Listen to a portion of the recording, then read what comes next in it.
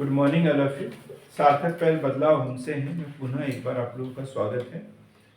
सार्थक पहल के माध्यम से हम पढ़ रहे हैं आयोग, और आज का जो हमारा टॉपिक है वो है नीति आयोग।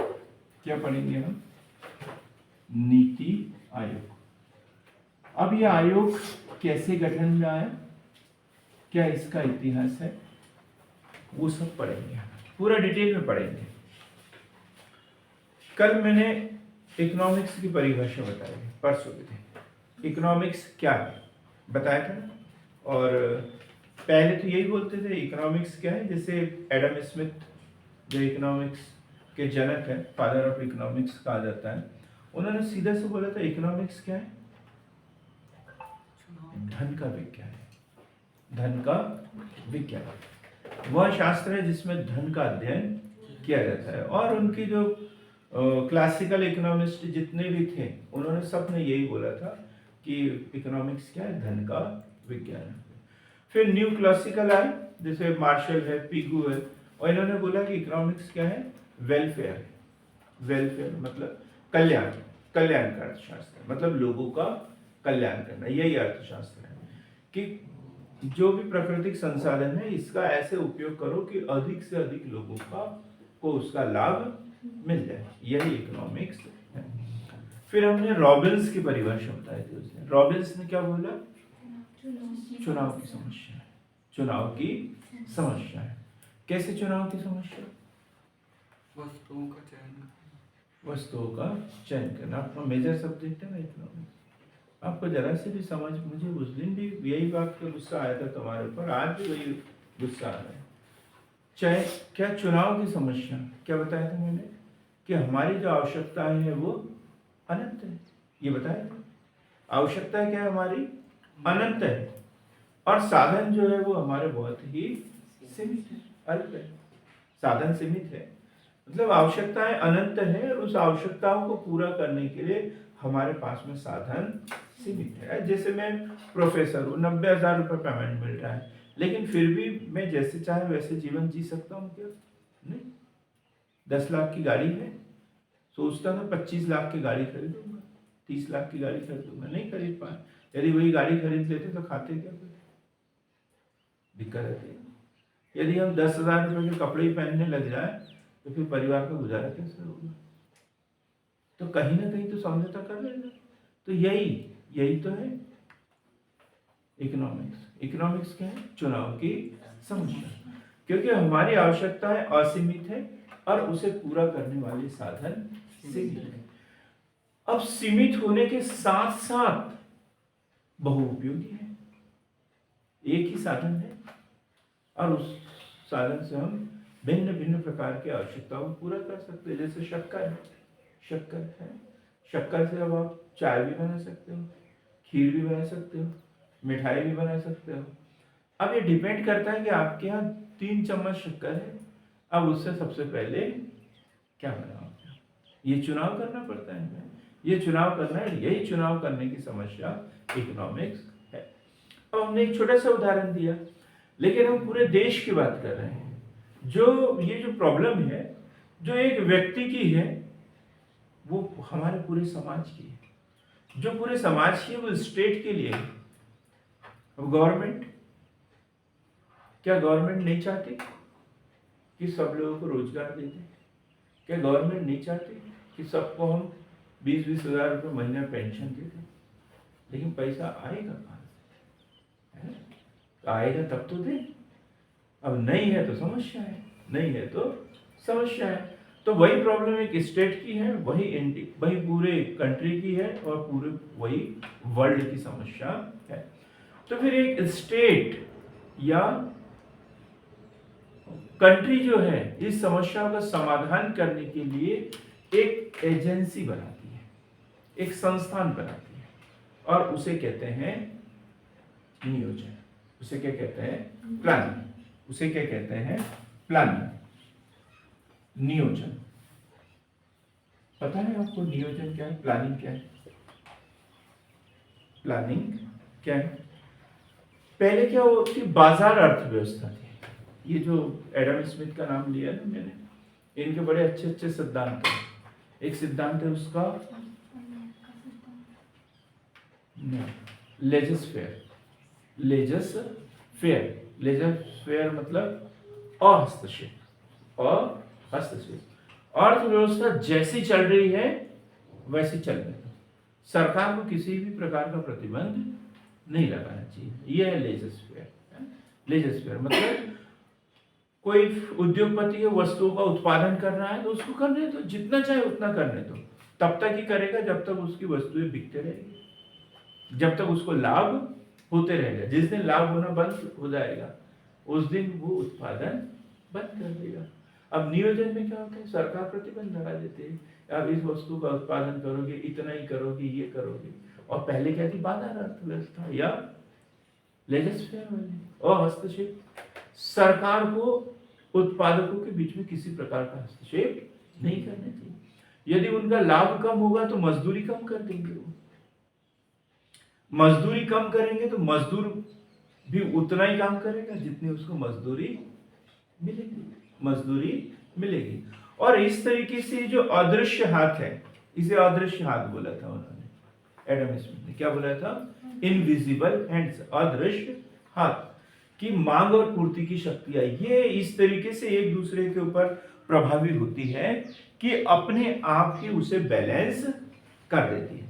ना तो बेरोजगारी पाई जाती है, ना अति रोजगार की स्थिति पाई जाती है, अपने आप ही क्या कर देती है, उसे बैलेंस कर देती है। और इसे बोला गया है जेबीसी का बाजार सिद्धांत, बाजार का नियम, जेबीसी का बाजार नियम कि मांग अपनी पूर्ति स्वयं उत्पन्न करती है। आपने पढ़ा था? कब पढ़ा? 12th में पढ़ा था, बहुत अच्छी बात। आपने तो नहीं पढ़ा होगा सभी का, आपका साइंस था, बीएससी था, मैथ्स था, क्या बात है। और मैं आपको पॉलिटिकल साइंस की क्वेश्चन पूछ लेता हूँ तो कैसे बनेगा आपसे? दिक्कत तो है, दिक्कत तो है। मैं मैथ्स वालों से मैथ्स के क्वेश्चन पूछना चाहिए ना मुझे, गलती तो मेरी है। बीएससी मैथ्स से है आपको? सर सीएस मतलब कंप्यूटर साइंस। कंप्यूटर साइंस है, चलो। आपका? Yes sir. क्या यस सर? मेरा भी आर्ट्स सब्जेक्ट है। इकोनॉमिक्स था या नहीं था? हाँ सर। हाँ, उसमें पढ़ा है आपने जेबीसी का बाजार नियम? Yes sir. किसने दिया ये? सर अभी तो याद नहीं।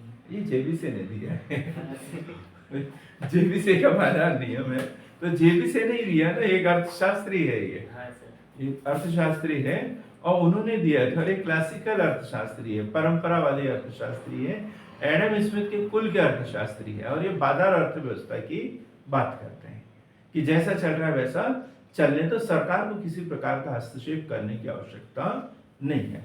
लेकिन कंडीशन क्या हुई 1929 में, ये सन पूरे विश्व इतिहास में प्रसिद्ध है। जैसे 1914 से 1918 का काल प्रथम विश्व युद्ध, 1939 से 1945 द्वितीय विश्व युद्ध, तो ऐसे ही ये जो काल है 1929-30 का, ये विश्व प्रसिद्ध है। सारी दुनिया चाहती है कि ये जो समय है दोबारा लौटकर क्या न आए, दोबारा लौटकर न आए। उसे कहते हैं डिप्रेशन का काल, मंदी का काल, मंदी का काल, वैश्विक मंदी। उसमें क्या हुआ था, कारखानों में माल भरा हुआ है, भरा हुआ है, उत्पादन इतना हो गया है, लेकिन उसे खरीदने वाला कोई नहीं। अब कारखानों में माल भरा हुआ है तो उत्पादन क्या कर दिया उन्होंने, बंद कर दिया। मजदूर क्या हो गए, बेरोजगार हो गए। अब मजदूर जब बेरोजगार है तो उसको पैसा नहीं मिल रहा, जब पैसा नहीं मिल रहा तो वो जूते क्यों खरीदेगा, कंबल क्यों खरीदेगा, नहीं खरीदेगा। तो इस तरीके से एक तरीके की ऐसी अव्यवस्था हो गई कि मजदूर बेरोजगार हो गए और उत्पादक जो थे उनके पास में कारखानों में माल भरा हुआ, उसका कोई खरीदार नहीं मिल रहा। इसे कहते हैं मंदी की व्यवस्था, बेरोजगारी बहुत ही कम। बोलते कि आधी कीमत में ले आओ, ठीक है ले लेंगे, लेकिन पैसा तो हो, आधा भी तो पैसा हो।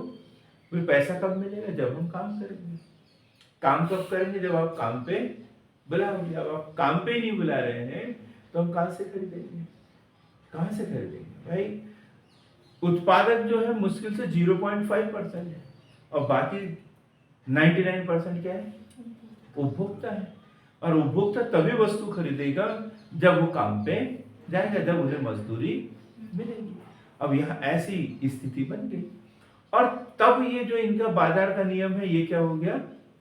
फेल हो गया। वहां पर जेबीसी का बाजार नियम कि मांग अपनी पूर्ति स्वयं उत्पन्न करती है, पूर्ति अपनी मांग स्वयं उत्पन्न करती है, ये फेल हो गया। और अब जो लेजर फेयर वाली जो थी, हस्तक्षेप वाली जो नीति थी, वो भी क्या हो गई? फेल होती नजर आने लग गई, फेल होती नजर आ गई। अब बोले कुछ ना कुछ तो करना पड़ेगा। उद्योगपति सुसाइड करने लग गए, कुछ ना कुछ तो करना पड़ेगा, मजदूर भूखे मरने लग गए। तब जाके एक नया अर्थशास्त्री, और उसका नाम है John Maynard Keynes. John Maynard Keynes British अर्थशास्त्री थे, और एक अर्थशास्त्री थे व्हाइट, वो अमेरिका के थे, अमेरिका के। इन लोगों ने एक प्लान लेके आया। कौन सा? ये वाला प्लान, सरकारी हस्तक्षेप वाला, नियोजन वाला।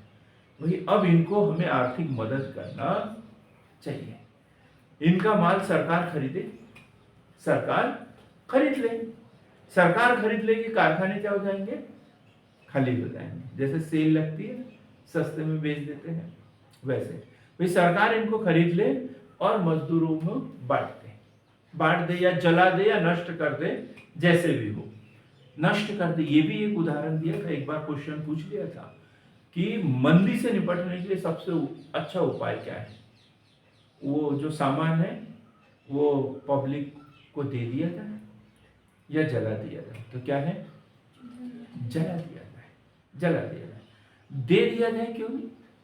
यदि पब्लिक को दे देंगे तो मालिक तो उन्हें दोबारा काम पे बुला लेगा, लेकिन ये खरीदेंगे क्यों सामान? क्योंकि इनके पहले से रखा है तो खरीदेंगे नहीं।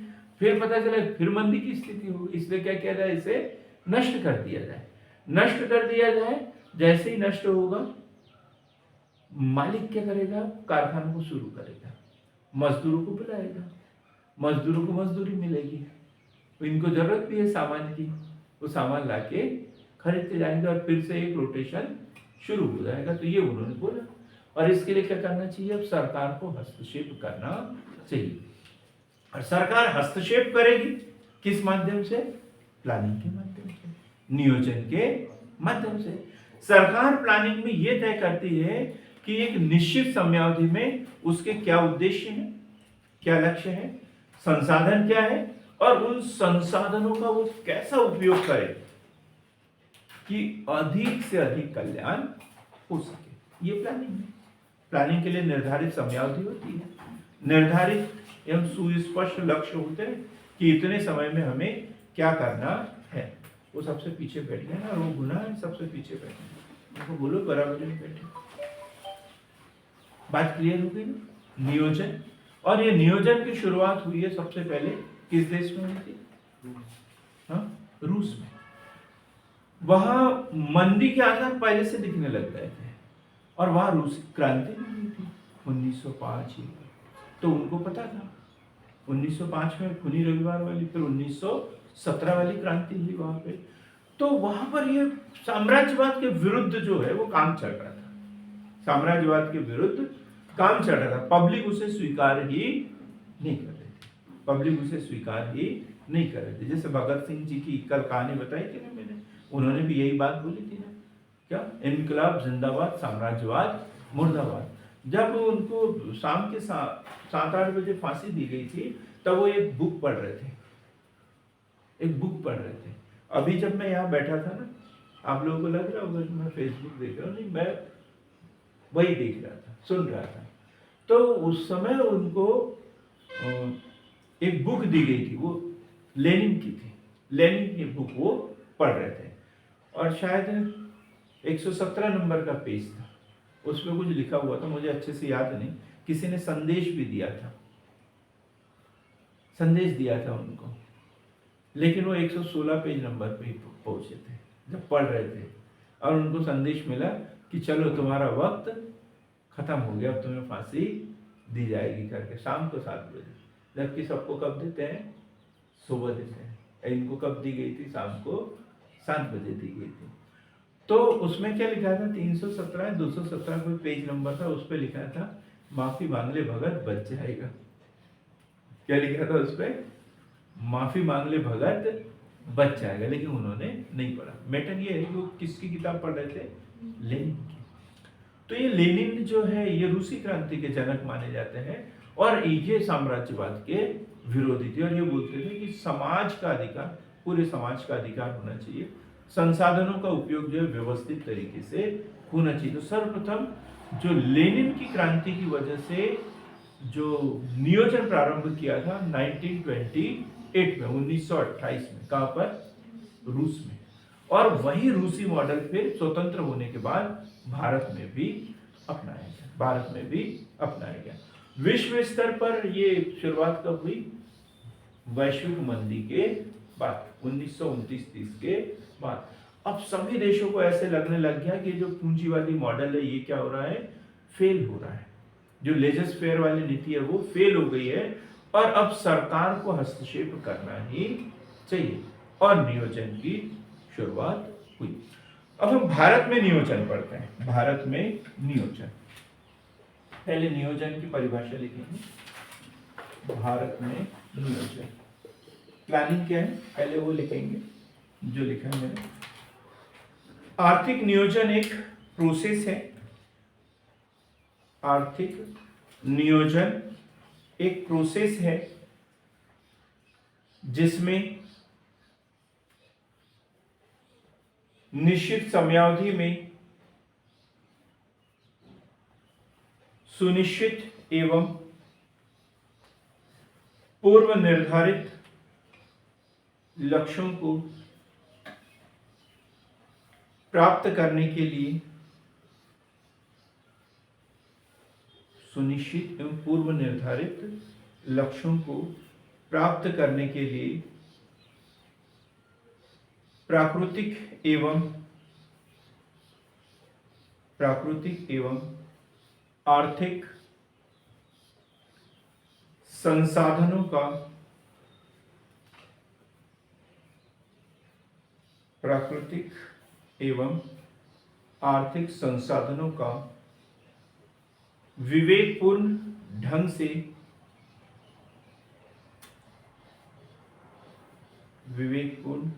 से समन्वय, विवेकपूर्ण ढंग से समन्वय एवं नियंत्रण, समन्वय एवं नियंत्रण किया जाता है। क्लियर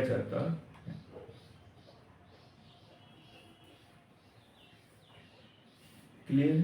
नियोजन देखो दो चीजें हैं, सुनिश्चित एवं पूर्व निर्धारित लक्ष्य। पहले हमें लक्ष्य तय करना होता है और वो भी काय के लिए? निर्धारित समयावधि के लिए। जैसे आप लोगों का लक्ष्य है पीएससी क्रैक करना है और किस समय दिया हुआ कुछ ना कुछ, 3 साल के अंदर करना है, 4 साल के अंदर करना है। और यदि किसी ने निर्धारित समयावधि और ये वो कुछ नहीं लिखा, कोई प्लानिंग नहीं की और वो आ रहे हैं, क्लास अटेंड कर लेते हैं सप्ताह महीने में एक आध बार उपस्थिति देने के लिए कि मैं जिंदा हूं करके, तो ऐसे लोगों से कभी पीएससी क्रैक होगा क्या? नहीं। पीएससी क्रैक करने के लिए तो प्लानिंग करना पड़ेगा, निर्धारित लक्ष्य होना चाहिए, समयावधि फिक्स होना चाहिए कि इतने समय में हमें करना ही है। और उसके लिए क्या जरूरी है? संसाधन। कि कोई भी सफलता तब होगी ना जब हमारे पास संसाधन होंगे। हमें सारणी जाना है, हमने सोच लिया कि 1.5 घंटे में किसी भी हालत में मुझे सारणी पहुंचना ही है। सिर्फ इतना सोचना ही काफी नहीं होना, हमारे पास स्कूटी होना चाहिए, 2 व्हीलर होना चाहिए, या बस में किराया देने के लिए पैसा होना चाहिए, संसाधन भी तो होना चाहिए। तो सबसे पहले हम अपने संसाधनों का, अपनी कैपेसिटी का आकलन करें, उसके अनुसार लक्ष्य निर्धारित करें और फिर उसे पूरा करने का प्रयास करें। नहीं तो नहीं होगा। फिर संसाधन भी हमारे पास होना चाहिए और यही नियोजन। नियोजन के लिए केंद्रीय सत्ता होती है, ये भी लिखना है। नियोजन के लिए एक केंद्रीय सत्ता होती है। नियोजन के लिए केंद्रीय सत्ता होती है। भाई कोई भी निर्णय लेते तो घर में एक मुखिया होता है कि नहीं? यदि घर में सब लोग मुखिया हो जाए तो घर कभी आगे नहीं बढ़ सकता। भाई कोई ना कोई तो हेड हो जो आपको निर्देशित करता है, निर्देशित करता है। अब नियोजन भी यदि हम देखें तो नियोजन दो प्रकार का हो सकता है। नियोजन के मुख्य प्रकार में बता देता हूं मैं। एक निर्देशित और एक आदेशित। निर्देशित नियोजन और आदेशित नियोजन, ये भी एक नियोजन। जब इकोनॉमिक्स पढ़ेंगे तब हम नियोजन पूरा पढ़ेंगे। अभी तो सिर्फ हमें नीति आयोग तक पहुंचने का रास्ता बना रहे हैं, वे नीति आयोग कैसे बने। तो निर्देशित नियोजन और आदेशित। तो निर्देशित में क्या हो गया, नियोजन करने वाली जो संस्था है वो एक सलाहकारी संस्था है, उसे वो निर्देश दे रही है कि आप ऐसा कर लो, आप ऐसा कर लो, ये कर लो, ठीक है।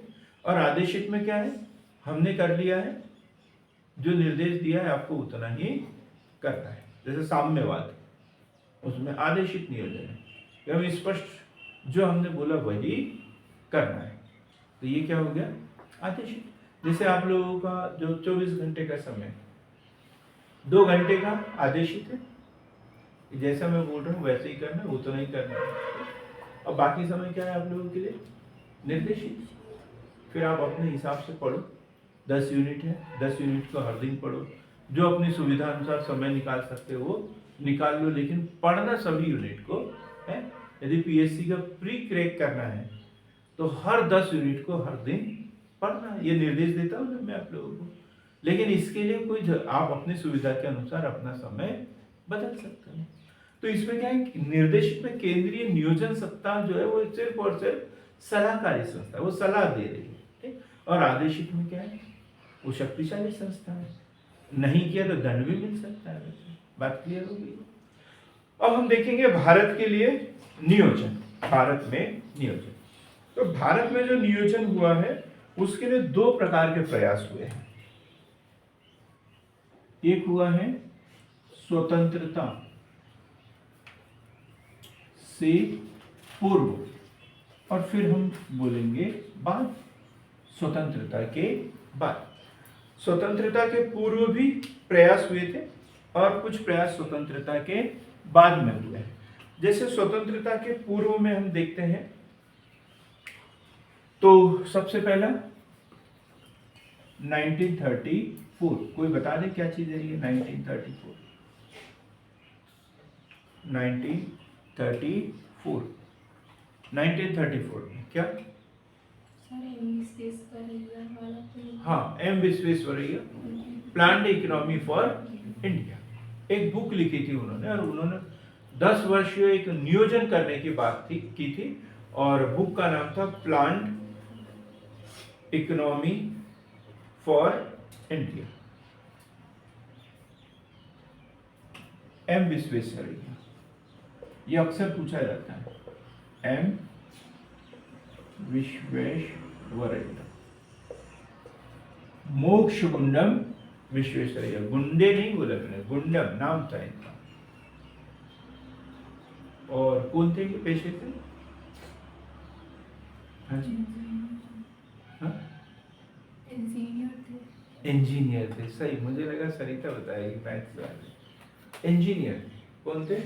इंजीनियर। अब सरिता सोच रही होगी कि अब तो सर मुझे बार बार पूछते जाएंगे, अब मैथ्स का जब भी कुछ आए तो मेरे को पूछेंगे। बिल्कुल पूछूंगा मैं, अब मैथ्स पढ़ना शुरू कर दो। एम विश्वेश्वरैया की बुक क्या, प्लान्ड इकोनॉमी फॉर इंडिया, कब आई थी? 1934 में। उन्होंने बताया था कि भारत को ये जो स्वतंत्र जो परतंत्र है, या बेरोजगारी, गरीबी, ढेर सारी समस्याएं हैं, और इस समस्याओं से निजात पाना है तो हमें नियोजन करना चाहिए। इसके बाद में आया 1938,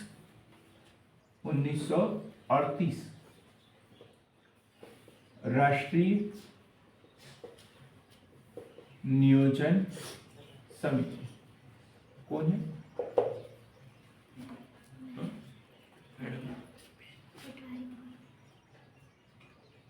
क्या जोर से बोलने के लिए मना किया था?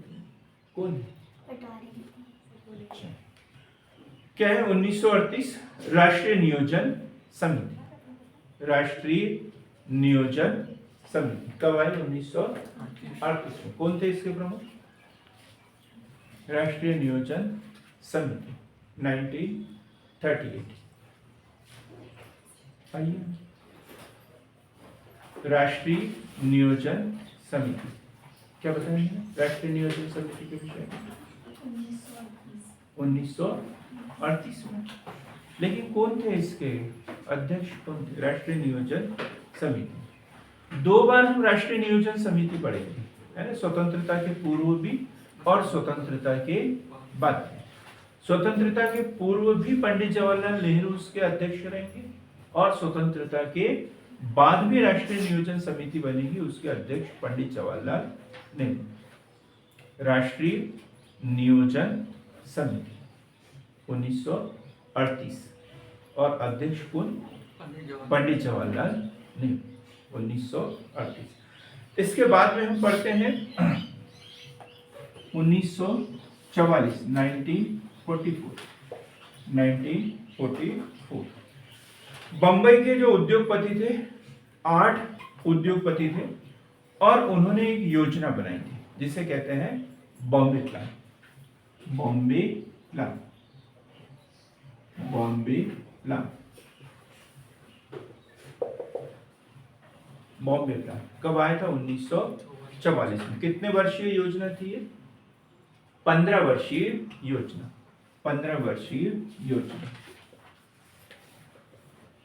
15 वर्षीय योजना। इसमें जमनालाल बजाज ये नाम सबसे महत्वपूर्ण था, उनके द्वारा ये योजना प्रस्तुत की गई थी। और भी उद्योगपति थे। कितनी संख्या बताई मैंने? 8 उद्योगपतियों की ये योजना थी। कितने साल के लिए थी? 15 साल के लिए। अब यदि ये 15 साल जो है अल्पकालीन नियोजन होगा, दीर्घकालीन नियोजन। अब नियोजन अवधि के आधार पर भी होता है, अल्पकालीन, मध्यकालीन, दीर्घकालीन। तो ये कौन सा? दीर्घकालीन, लंबी अवधि का नियोजन। बॉम्बे जैसे शहर का विकास करना है तो उसके लिए कोई प्लानिंग होना चाहिए। पहले जो हमारे यहाँ शहर बनते थे वो अयोजनाबद्ध तरीके से बन जाते थे। पहला नियोजित शहर जो हमारे यहाँ पे बना था वो था चंडीगढ़। कौन सा था? चंडीगढ़। तो वैसे ही उन्होंने बॉम्बे का भी विकास करने के लिए एक योजना बनाई थी 1944 में, और क्या नाम रखा उसका? बॉम्बे प्लान। इसके बाद में हम 1944 की एक योजना पढ़ेंगे, जन योजना जिसे कहते हैं, जन योजना, जन योजना। और इसके प्रतिपादक थे श्रीमन नारायण, श्रीमन नारायण। तो इस तरीके से स्वतंत्रता से पहले इसको थोड़ा सा ठीक करेंगे। श्रीमन नारायण क्या बोल रहे हैं? ऑनलाइन वाले कुछ बोल रहे हैं क्या? श्रीमन नारायण ये 1945 में भी आई थी। ये थी जन योजना, जन योजना। और ये थी एम एन राय की जन योजना। और इसका नाम था गांधीवादी योजना। इसको थोड़ा सा ठीक कर लेंगे, गांधीवादी योजना। अब गांधीवादी योजना का मतलब सीधा सा है कि प्लानिंग तो करना है हमें, लेकिन इसमें बड़े उद्योगों को कोई स्थान नहीं दिया गया था। गांधीवादी सिद्धांत की यदि हम बात करें तो समझ सकते हैं, आगे हम डिटेल में पढ़ेंगे इसे। तो ये नियोजन के लिए, भारत में नियोजन के लिए स्वतंत्रता से पूर्व जो प्रयास किए थे, तो 1934 M Visvesvaraya planned economy book बता दी थी मैंने, planned economy for India, planned economy for India, M Visvesvaraya की बुक 1934 में। फिर 1938 राष्ट्रीय नियोजन समिति, कौन थे अध्यक्ष इसके? पंडित जवाहरलाल नेहरू। 1944 बॉम्बे प्लान 15 वर्षीय योजना। फिर 1944 श्रीमन नारायण की गांधीवादी योजना। और 1945 एम.एन. राय की जन योजना। ये नियोजन के लिए स्वतंत्रता के पूर्व प्रयास। अब हम देखते हैं स्वतंत्रता के बाद। स्वतंत्रता के बाद कोई बता दे एक आध क्या प्रयास किए गए, स्वतंत्रता के बाद में क्या प्रयास किए गए। योजना आयोग का गठन, ठीक है। सबसे पहले आर्थिक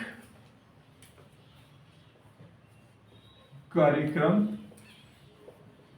समिति। आर्थिक कार्यक्रम समिति, जैसे मैंने बताया कि 1938 में भी राष्ट्रीय नियोजन समिति बनी थी, और उसके बाद में भी जब भारत स्वतंत्र हुआ तो 1947 में आर्थिक कार्यक्रम समिति बनी, और इसके अध्यक्ष कौन होंगे, पंडित जवाहरलाल नेहरू। आर्थिक कार्यक्रम समिति। देश आजाद हुआ, समझ में नहीं आ रहा कि क्या करना है, तो उन्होंने बोला कि पहले कोई प्लानिंग कर लेते हैं, नियोजन कर लेते हैं, और जो प्रधानमंत्री थे उन्हीं को इसका अध्यक्ष बना दिया गया। इसके बाद है सर्वोदय योजना। ये अक्सर क्वेश्चन पूछा जाता है, सर्वोदय योजना। कोई बता सकता है कब की है ये सर्वोदय योजना? हाँ प्रिया, सर्वोदय योजना। योगेश 1950 की, तो बिल्कुल सही है, लेकिन किसने? दो तीन लोगों के नाम ऑनलाइन वाले बताएं कोई।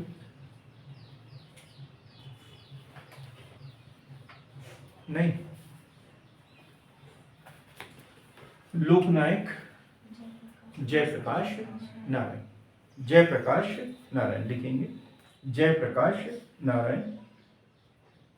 सर्वोदय योजना, सर्वोदय योजना।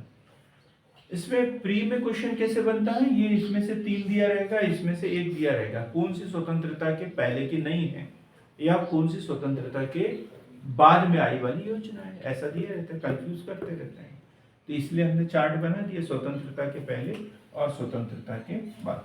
फिर स्वतंत्रता के बाद में आया योजना आयोग, योजना आयोग, और योजना आयोग के बाद में NDC, राष्ट्रीय विकास परिषद, राष्ट्रीय विकास परिषद, और एक हम पढ़ेंगे नीति आयोग। आज का हमारा टॉपिक यही है, नीति आयोग, ठीक। तो सर्वोदय योजना की यदि हम बात करें तो किसने 1950 में किसने दिए थे इसे? जयप्रकाश नारायण। सर्वोदय का मतलब ही होता है सबका विकास, गांधी जी का सिद्धांत है ये सर्वोदय, तो ये भी गांधीवादी राजनीतिक। योजना आयोग स्थापना 15 मार्च 1950। योजना आयोग अध्यक्ष कौन होते हैं इसके? प्रधानमंत्री, प्रधानमंत्री। अब एक सरल सा क्वेश्चन पूछूंगा मैं, ऑनलाइन वाले जवाब देंगे, नहीं पता तो भी नहीं पता इतना जरूर बोलेंगे। बताइए इसकी नियुक्ति कौन करते हैं? कौन करता है? योजना आयोग के अध्यक्ष की नियुक्ति कौन करता है? ऑनलाइन वाले बताएंगे। राष्ट्रपति करते हैं। और बताएं, नीलू आप बताएं।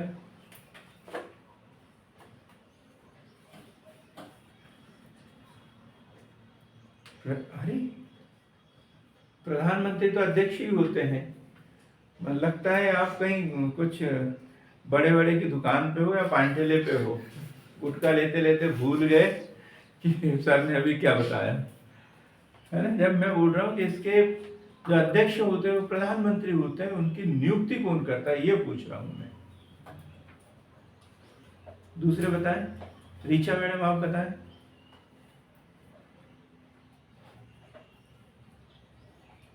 नहीं पता।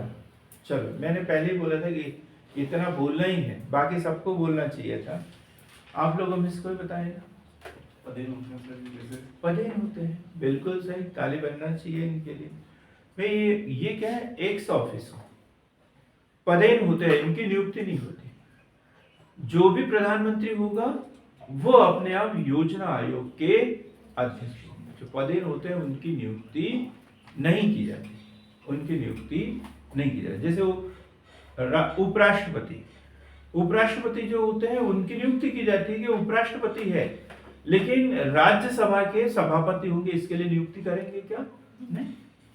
जो भी उपराष्ट्रपति बनेगा उनको पता रहेगा कि मैं राज्यसभा का सभापति हूं, मुझे वो काम भी करना है। बात क्लियर है क्या?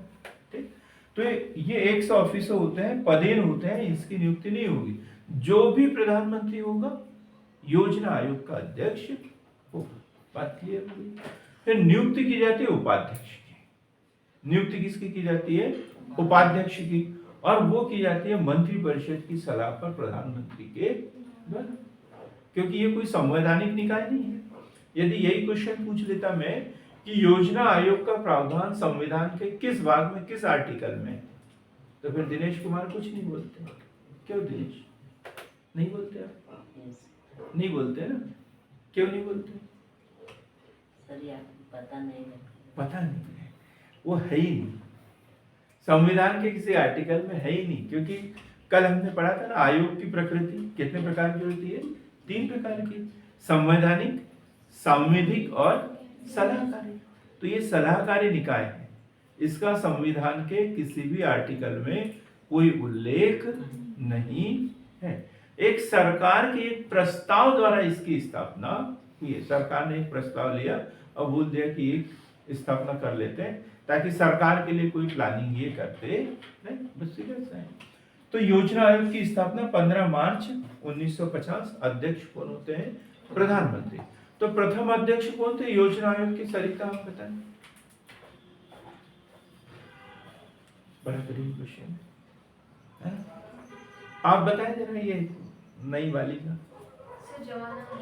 नहीं, आप बालिका नहीं है, आपसे नहीं पूछा मैं, ये जो आपके सामने बैठी है इनसे पूछा था मैंने। हाँ बताएं। नहीं, मैडम ने तो बताया कुछ, सर मुझे बता दिया तो पता है ना? नहीं तो सर मुझे फिर भी नहीं पता। फिर भी नहीं पता। प्रथम देखो, अब यहाँ अपने को तर्क लगाना होता है। हर क्वेश्चन हमें याद हो ये जरूरी नहीं है, लेकिन पीएससी के प्री में हमें तर्क लगाना होता है और उसके माध्यम से हम सही उत्तर तक पहुंचते हैं। अब ये तो याद किया ना आपने 15 मार्च 1950 को। देश के प्रथम प्रधानमंत्री कौन थे? पंडित जवाहरलाल नेहरू।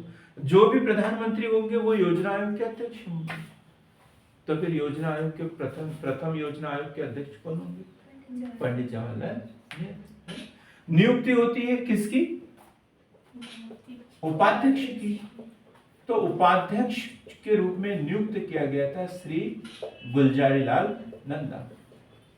गुलजारी लाल नंदा, गुलजारी लाल नंदा प्रथम उपाध्यक्ष योजना आयोग के गुलजारी लाल नंदा। क्लियर हो गया?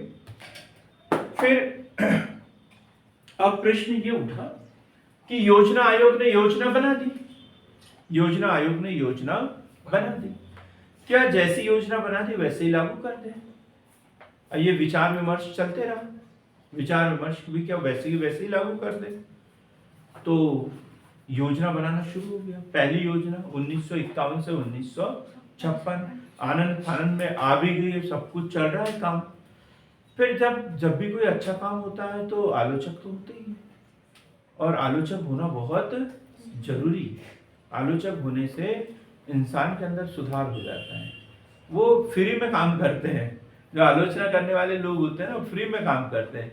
जैसे ही हम लाइन से भटकते हैं वो हमें बता देते हैं कि तुम यहाँ गलती कर रहे हैं। वो जो समझदार व्यक्ति होता है वो खुश हो जाता है और उसको सुधार कर लेता है, और जो बेवकूफ होता है वो लड़ने बैठ जाता है।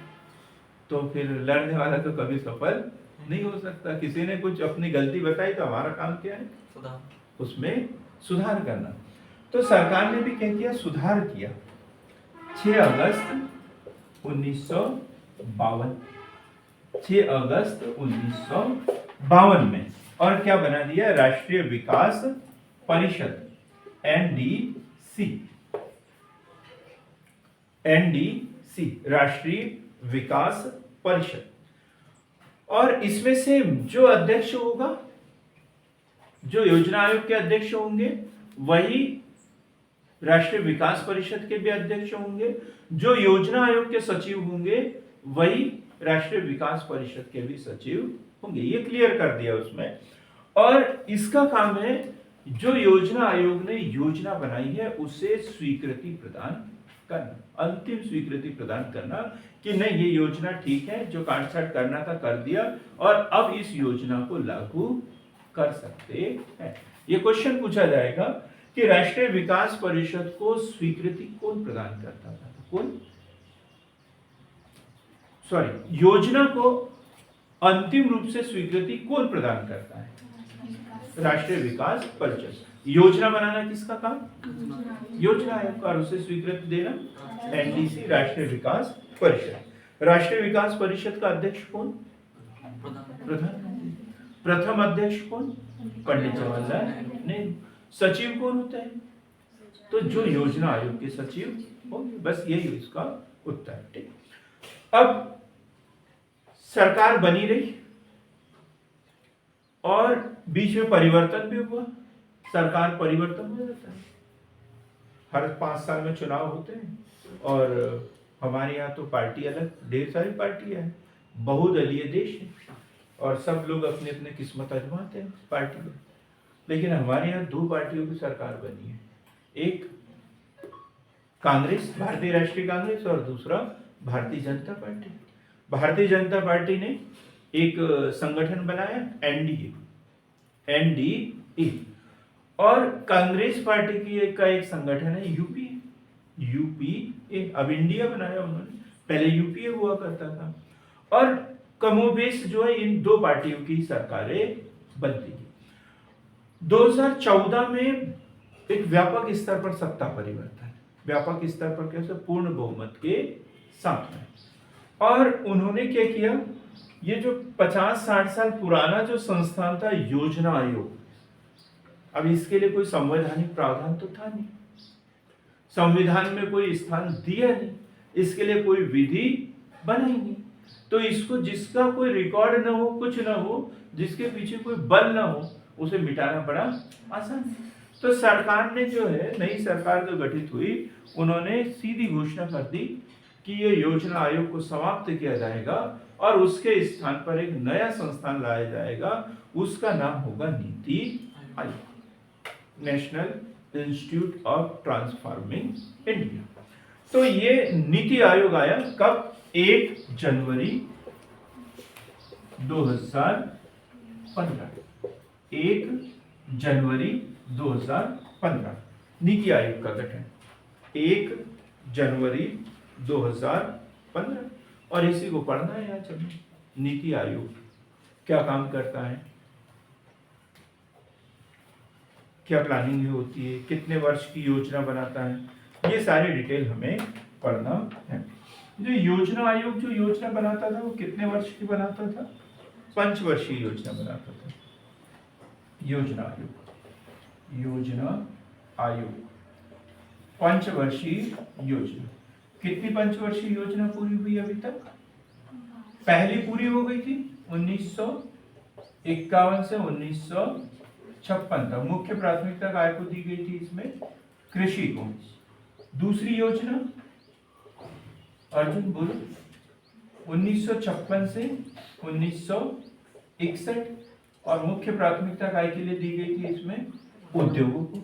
और बड़े उद्योग जो राउरकेला है, भिलाई है, दुर्गापुर है, जो बड़े बड़े उद्योग है, ये द्वितीय पंचवर्षीय योजना में ही बनी थी। तीसरी पंचवर्षीय योजना 1961 से 1966, और इसमें भी काय को प्राथमिकता दी गई, कृषि को। तृतीय पंचवर्षीय योजना में 3 दुर्घटनाएं घटी थी। एक तो भारत पाक युद्ध हुआ 1962, एक हुआ भारत चाइना युद्ध 1962, भारत पाक 1965, और तीसरा जो है अकाल पड़ा था 1965 में, अनावृष्टि का काल था ये, और उस समय जो विकास दर जो है वो माइनस में चली गई। एक ऐसी योजना जिसमें विकास दर ऋणात्मक रही हो, मतलब पहले 3%, फिर 5% और इसमें फिर 2% हो गई, मतलब बढ़ते बढ़ते क्या हो गई, वापस चली गई, तो इसे ऋणात्मक बोलते हैं। और फिर सरकार को समझ में आने लग गया कि नहीं यार, कुछ ना कुछ तो गड़बड़ है योजना बनाने में। जो हम दीर्घकालीन नियोजन कर रहे हैं, 5 वर्षीय योजना बना रहे हैं, ये क्या है, थोड़ी सी गलत है। तो अब हम क्या करते हैं, इन समस्याओं से निपटना है, तो पहले ये जो तात्कालिक समस्या है इससे निपट लेते हैं, और इसके बाद में हम फिर से दीर्घकालीन नियोजन करेंगे। तो यहाँ पर है योजना अवकाश काल, योजना अवकाश काल, योजना अवकाश काल, और ये कब से कब तक, 1966 से 1969 तक, 3 साल का। और इसमें 1966 से 67, 67 से 68 और 68 से 69, 3 जो है 1 वर्षीय योजनाएं बनाई। यहां से एक क्वेश्चन फंसता है एग्जाम में, 3 1 वर्षीय योजनाएं। कौन सा क्वेश्चन योगेश? हरित क्रांति, हरित क्रांति, हरित क्रांति किस पंचवर्षीय योजना में लाई थी, ये क्वेश्चन पूछा जाता है। तो उसमें दिया रहता है पहली, दूसरी, तीसरी योजना अवकाश काल, तो किस योजना में लाया था, योजना अवकाश काल में। हरित क्रांति जो है वो योजना अवकाश काल में आया था, 1966-67 में, है ना, हरित क्रांति, कृषि में उत्पादन करने के लिए। यह क्वेश्चन बन सकता है इस साल। कारण क्या है हेमलता, ये क्वेश्चन क्यों पूछा जा सकता है? उनकी मृत्यु हुई। भारत में हरित क्रांति के जो जनक थे MS स्वामीनाथन, कब, 28 या 27 सितंबर को, 28 सितंबर को उनकी डेथ हुई है। तो ये क्वेश्चन पूछा जाता है। जो करंट अफेयर्स के क्वेश्चन बनते हैं ना, उसका एक सीधा सा फंडा है, सीधा सा फंडा। कौन सा क्वेश्चन पूछा जाएगा, जो हमारे सिलेबस में दिया हुआ है उससे संबंधित, चाहे इतिहास से संबंधित कोई घटना हो जो वर्तमान में घटी हो, भूगोल से संबंधित, साइंस से संबंधित कोई घटना हो जो वर्तमान में घटी हो, वही करंट अफेयर्स में पूछा जाता है। जैसे देखा S स्वामीनाथन एक्सपायर हो गए, तो फिर उसके बारे में पूछ लेंगे, कहाँ किस प्रयोगशाला में इन्होंने काम किया था, कहाँ से बीज लाए थे, ये सारी बातें आप पूछ सकते हैं। अब गूगल पे ये हाईलाइट रहेगा, और पेपर जो बनता है वो गूगल से बनता है, किसी किताब से तो बनाते नहीं है। तो योजना अवकाश काल 1966 से 1969। फिर चतुर्थ योजना, चतुर्थ योजना, यूने जी बताओ चतुर्थ योजना कब से कब तक रहेगी? चतुर्थ योजना 1969 से 1974 तक। पांचवी योजना, पांचवी योजना 1974 से 1979 तक। गरीबी हटाओ का नारा दिया था, गरीबी से संबंधित, गरीबी दूर करने से संबंधित ये योजना थी। बार बार ये क्वेश्चन पूछा गया है, गरीबी दूर करने का नारा सर्वप्रथम किस पंचवर्षीय योजना में दिया गया था? सर्वप्रथम कब? पांचवी पंचवर्षीय योजना में। जो 1972 में भी गरीबी वाला नारा दिया था, लेकिन योजना में, योजना 1972 के चुनाव में दिया था इंदिरा गांधी जी के द्वारा, वो बात अलग है। लेकिन योजना की बात करें तो पांचवी पंचवर्षीय योजना का जो मुख्य उद्देश्य था वो क्या था? गरीबी दूर करना। इस पंचवर्षीय योजना के समय में भी एक परिवर्तन हुआ। क्या हुआ मैडम, आप बताएंगे क्या? क्या परिवर्तन? हाँ, अनवरत योजना आएगी इस समय, है ना, रोलिंग प्लान जिसे कहते हैं। पर क्यों? सत्ता परिवर्तन। पहली बार केंद्र में गैर कांग्रेसी सरकार बनी 1977 में, मोरारजी देसाई। और वो जैसे ही आए तो उन्होंने बोला कि ये योजना तो हमने नहीं बनाई, अब हम कुछ अलग करना चाहते हैं, ऐसी योजना को हम लागू नहीं कर सकते। तो ये 1 वर्ष पूर्व समाप्त, यहाँ क्वेश्चन बनता है 1 वर्ष पूर्व समाप्त। और ये जो पंचवर्षीय योजना थी 1978 में ही 1 वर्ष पूर्व समाप्त कर दी। अभी तक की कोई योजना थी क्या जो पहले समाप्त कर दी? नहीं। इस तीसरी पंचवर्षीय योजना में युद्ध हुए, दो अकाल पड़ा, लेकिन फिर भी 5 वर्ष तक चलाई थी। लेकिन पांचवी पंचवर्षीय योजना जो है वो समय से 1 वर्ष पूर्व ही समाप्त कर दी गई और बोला कि अब हम क्या करेंगे, रोलिंग प्लान या अनवरत योजना, अनवरत योजना।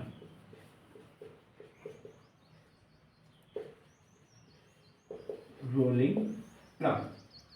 और ये कब कब आई, 1978, 79 और 1979-80, 2 वर्ष के लिए जो है वो रोलिंग प्लान लेके आए, रोलिंग प्लान लेकर आए अनवरत योजना। लेकिन क्या हुआ, 1980 में फिर सरकार गिर गई, चौधरी चरण सिंह सरकार गिर गई और फिर से चुनाव, फिर नई पंचवर्षीय योजना। तो जो छठवीं योजना बनी है, छठवीं योजना कब से कब तक, 1980 से 1985। सातवीं योजना 1985 से 1990। फिर यहां पर योजना अवकाश, योजना अवकाश, कारगिल युद्ध और ये वो ढेर सारी परेशानी हुई यहाँ पर। तो योजना अवकाश, यहाँ पर खाड़ी युद्ध हुआ, कारगिल बोल दिया मैंने। और फिर यहाँ पर योजना अवकाश 1990 से 91, 91 से 92। और 8वीं योजना से कंटिन्यू चला। फिर 8वीं योजना 1992 से 1997। अब ये जो योजना अवकाश था 1990 से 92 का, ये भारतीय इतिहास का सबसे महत्वपूर्ण काल माना जाता है। पीएससी ने लगातार 10-15 साल वही क्वेश्चन पूछे हैं। मैंने जितनी बार मेंस दिया है ऐसा कोई साल नहीं जिस साल मैंने उससे संबंधित क्वेश्चन न लिखा हो। पिछले साल मेंस में भी ये क्वेश्चन पूछा था, उदारीकरण, निजीकरण, वैश्वीकरण, इससे संबंधित क्वेश्चन पूछे जाते हैं। एलपीजी, एलपीजी क्या फुल फॉर्म है, एलपीजी लिबरलाइजेशन, प्राइवेटाइजेशन और ग्लोबलाइजेशन। ग्लोबलाइजेशन है ना, क्योंकि हम इकोनॉमिक्स पढ़ रहे हैं, साइंस नहीं पढ़ रहे हैं। साइंस वालों से इसलिए पूछा था कि वो साइंस का जवाब देंगे, लेकिन आज तो बोलती बंद है। तो यो एलपीजी उदारीकरण, पी प्राइवेटाइजेशन निजीकरण और जी ग्लोबलाइजेशन वैश्वीकरण। तो ये जो प्लान आया है ये योजना अवकाश काल में आया 1991 में। 1991 को आर्थिक सुधारों का काल कहा जाता है, आर्थिक सुधारों का काल। और कौन थे इसके प्रणेता, मनमोहन सिंह। और कौन थे, राव नरसिम्हा राव। तात्कालिक प्रधानमंत्री नरसिम्हा राव और वित्त मंत्री थे उस समय मनमोहन सिंह। तो राव मनमोहन मॉडल भी इसे कहते हैं। और अर्थव्यवस्था जो है विश्व के संबंधों के आधार पर 2 प्रकार की पाई जाती है। एक है क्लोज्ड इकोनॉमी, बंद अर्थव्यवस्था, और एक है ओपन इकोनॉमी, क्लोज्ड और ओपन। तो 1947 में जब देश आजाद हुआ और एनालिसिस हुआ हमारे देश में कि हमारा देश गुलाम क्यों हुआ था, हाँ? क्यों गुलाम हो गया था? क्योंकि हमने ध्यान ही नहीं रखा कौन आ रहा है, कौन जा रहा है, क्यों आ रहा है, क्यों, है ना। व्यापारी आए हैं व्यापार करने के लिए, हमने उसको खूब छूट दे दी, उनको फरमान देते चले गए तुम व्यापार कर लो, ये कर लो, वो कर लो, और धीरे धीरे उन्होंने कब्जा जमाना शुरू कर दिया। तो जैसे दूध से जला हुआ बालक छाछ भी फूंक फूंक कर पीता है, तो वैसी स्थिति बनी। जैसे देश आजाद हुआ, हर व्यक्ति, जो राजनेता थे, जो विशेषज्ञ थे, वो यही बोलेंगे कि सबसे पहले क्या करेंगे, हम आर्थिक संबंधों को खत्म करते हैं, किसी को आने नहीं देंगे। और हमारी इकोनॉमी कैसी हो गई, क्लोज, बंद अर्थव्यवस्था हो गई। अब हमें दूसरों के ऊपर विश्वास ही नहीं रहा। ऐसा लग रहा था कोई भी व्यापारी बन के आएगा और फिर गुलाम कर लेगा। तो इसलिए अब हम किसी से कोई संबंध नहीं रखेंगे, तो क्लोज्ड इकोनॉमी हो गई। लेकिन जब देखा कि अब तो हमारे पास में जो जीडीपी है ना, तो वो बढ़ पा रही है, और ना तो अंतरराष्ट्रीय मुद्रा भंडार है, विदेशी मुद्रा भंडार है। यदि किसी ने जिसका उधार है उसने मांग लिया तो हम तो दे ही नहीं पाएंगे, तो क्या करें? क्या करें? अब ओपन कर देते हैं, दुनिया के लिए ओपन कर देते हैं। और राव मनमोहन मॉडल जो आया 1991 आर्थिक सुधारों का युग, तो हमारे इकोनॉमिक्स ने टर्न किया और कौन सी इकोनॉमी बन गई? ओपन इकोनॉमी, खुली अर्थव्यवस्था बन गई। ये 3 नंबर पर क्वेश्चन पूछ लेते हैं। बंद अर्थव्यवस्था, खुली अर्थव्यवस्था क्या है? तो योजना अवकाश, और उसके बाद में 8वीं पंचवर्षीय योजना 1992 से 1997, मानव संसाधन विकास। इस योजना का उद्देश्य था मानव संसाधन विकास। और मानव संसाधन विकास मतलब अब हमें उद्योगों का विकास तो करना ही, साथ में मनुष्य की जो तकनीक है उसमें सुधार करना है।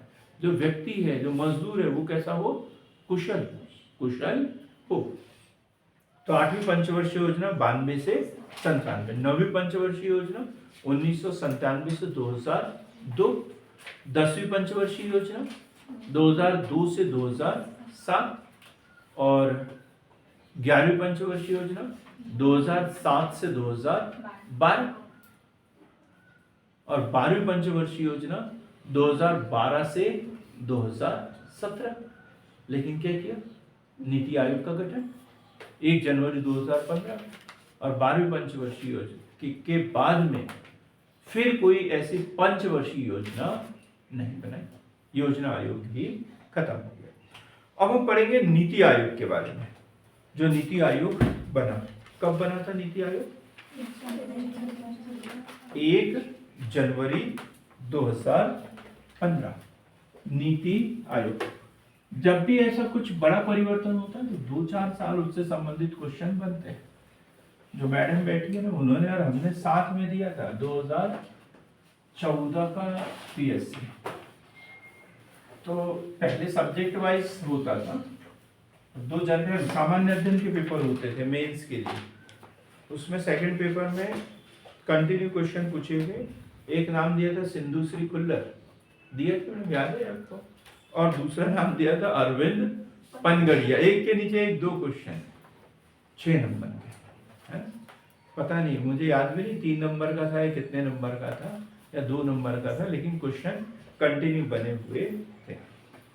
तो योजना आयोग, और उसके बाद हम पढ़ेंगे नीति आयोग।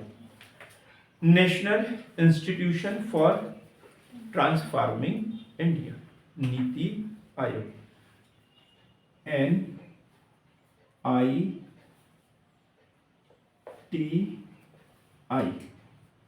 नीति, national institution for transforming India, transforming India.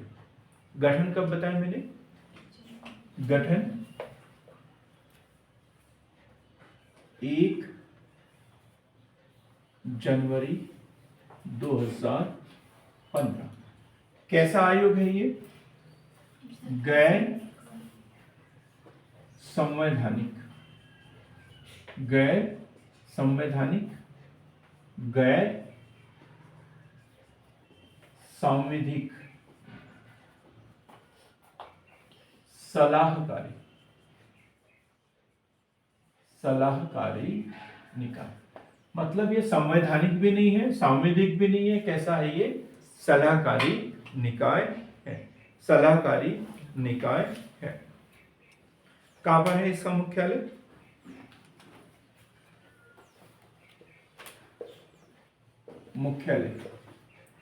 मुख्यालय है इसका नई दिल्ली में। अध्यक्ष कौन होंगे? जैसे पहले था, अध्यक्ष कौन होते हैं इसके? प्रधानमंत्री। पदे होते, कोई नियुक्ति नहीं, कोई कुछ नहीं, कोई नियुक्ति नहीं, कोई कुछ नहीं।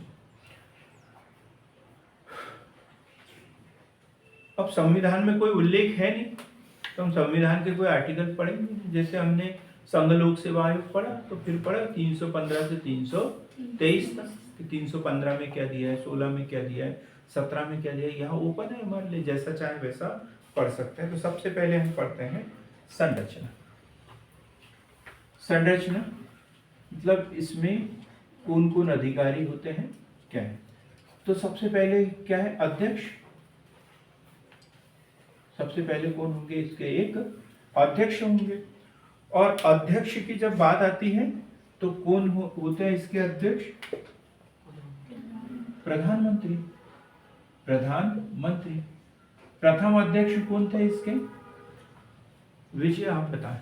योजना आयोग के प्रथम अध्यक्ष कौन, नरेंद्र मोदी श्री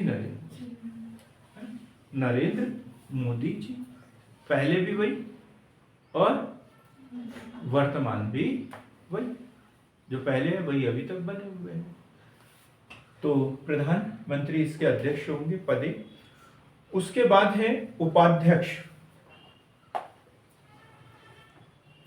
उपाध्यक्ष इसकी नियुक्ति की जाती है, अभी थोड़ी देर पहले ही बताया था मैंने। कौन करता है इनकी नियुक्ति, मंत्रिपरिषद की सलाह से प्रधानमंत्री। प्रधानमंत्री इनकी नियुक्ति करते हैं, है ना।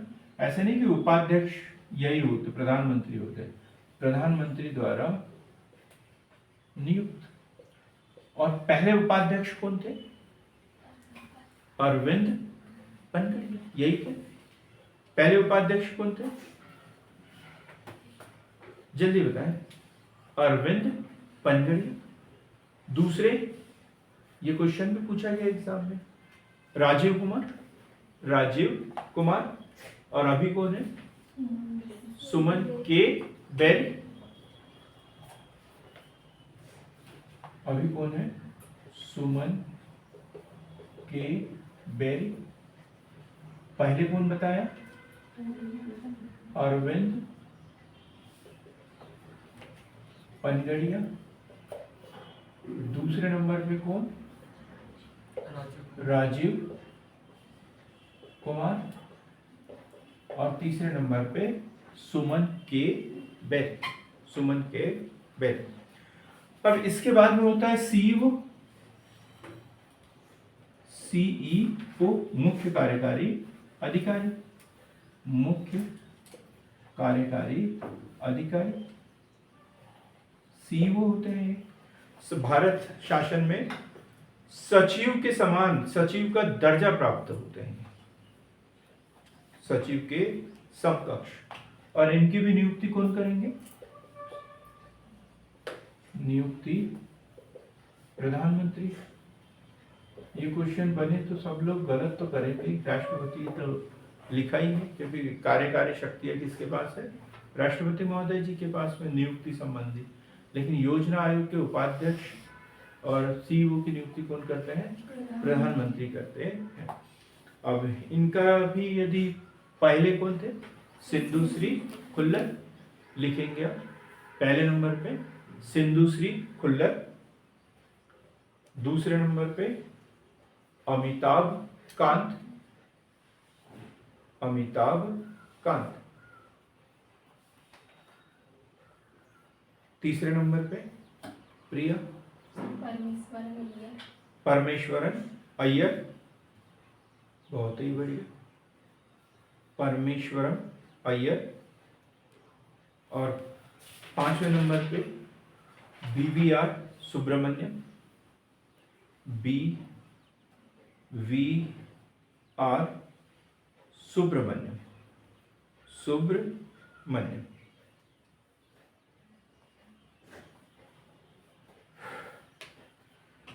अब तीसरे नंबर पे ये तीन तो व्यक्ति हो गए, है ना। तो एक अध्यक्ष प्रधानमंत्री होते हैं, उपाध्यक्ष प्रधानमंत्री द्वारा नियुक्त किया जाता है, और एक सीईओ मुख्य कार्यकारी अधिकारी होते हैं जिनकी नियुक्ति प्रधानमंत्री द्वारा की जाती है। ये संरचना है। अब है शासकीय परिषद। शासकीय परिषद या कार्यकारी परिषद भी इसे कहा जाता है, शासकीय परिषद। अभी तक जो योजना आयोग जो था ना, उसमें केंद्र सरकार योजना बनाती थी, योजना आयोग, और उसके ऊपर सबके ऊपर लागू कर दिया जाता था, राज्यों के ऊपर भी लागू कर दिया जाता था। और राज्यों द्वारा ये शिकायत की जाती थी कि हमसे तो पूछते ही नहीं, हमसे तो पूछते ही नहीं है।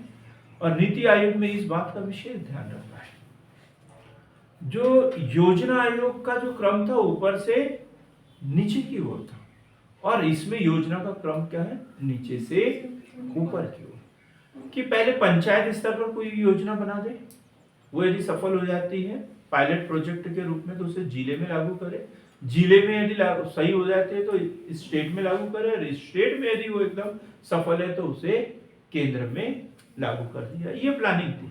अब ऐसा हुआ या नहीं हुआ अपन तो इसका जब समीक्षा करेंगे तब पता चलेगा, लेकिन योजना में ये था कि इस तरीके से ये होना चाहिए। तो जो राज्यों की शिकायतें थी कि हमसे तो पूछते ही नहीं, तो ये कार्य शासकीय परिषद है, कार्यकारी परिषद बनी, और इसमें कौन होते हैं सदस्य, राज्य के मुख्यमंत्री और संघ शासित प्रदेशों को राज्य। गुड, बहुत ही बढ़िया। तो जितने भी राज्य हैं उन राज्यों के मुख्यमंत्री, वो राज्य जहाँ वो केंद्र शासित प्रदेश जहाँ पर विधानसभा है वहां के भी मुख्यमंत्री, जैसे दिल्ली और पांडिचेरी यहाँ विधानसभा है तो यहाँ के भी मुख्यमंत्री होंगे, दिल्ली के मुख्यमंत्री होते हैं, पांडिचेरी के मुख्यमंत्री होते हैं।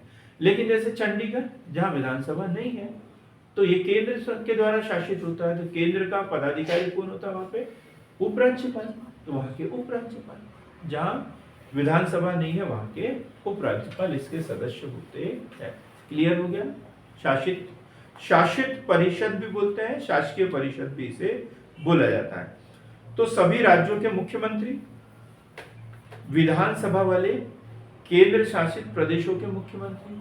कितने केंद्र शासित प्रदेशों में विधानसभा है, सरल सा क्वेश्चन पूछ लिया जाए तो क्या बोलेंगे, 2। देखो, नजर हटी और दुर्घटना घटी, इसी को बोलते हैं। जम्मू कश्मीर भी है, मैंने अभी नाम नहीं लिया, यही याद हो जाता और गड़बड़ हो जाता फिर एग्जाम में आता था, है। जम्मू कश्मीर उस समय जब नीति आयोग बना तब राज्य था, अब 2019 में उसे क्या बना दिया, केंद्र शासित प्रदेश। अब चूंकि वहां विधानसभा है तो वो विधानसभा वाले केंद्र शासित प्रदेश है। तो अब विधानसभा वाले केंद्र शासित प्रदेशों की संख्या कितनी हो गई है, 3 हो गई। तो ये 3 राज्यों के 3 केंद्र शासित प्रदेशों के मुख्यमंत्री और अन्य केंद्र शासित प्रदेशों के उप राज्यपाल इसमें शामिल हो गए। क्लियर हो गई इसकी संरचना। इसके बाद में क्षेत्रीय परिषद है, एक होता है क्षेत्रीय परिषद, क्षेत्रीय परिषद, क्षेत्रीय परिषद।